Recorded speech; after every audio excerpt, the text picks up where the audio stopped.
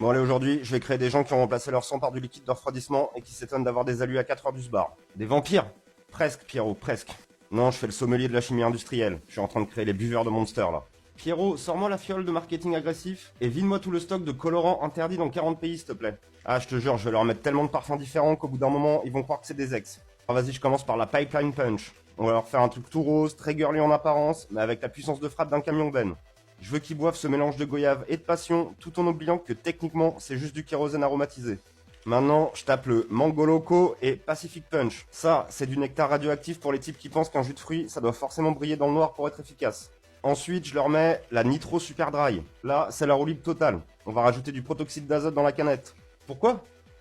Pour rien, Pierrot, pour le délire. Juste pour que la texture soit crémeuse et qu'ils aient l'impression de boire de l'acide de batterie directement sorti d'une GTR. Maintenant, la Monster Asso.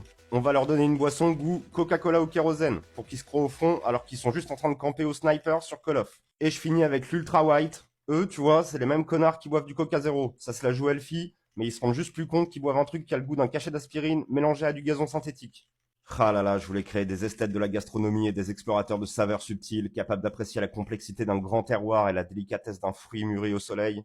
Mais finalement, j'ai fait des types qui te jurent que la chaotique, c'est une expérience sensorielle unique, qui font des malaises vagos après 3 réaptis, et qui pensent que le summum du luxe, c'est de posséder une canette de Java Monster importée des États-Unis pour la poser fièrement à côté de leur setup RGB.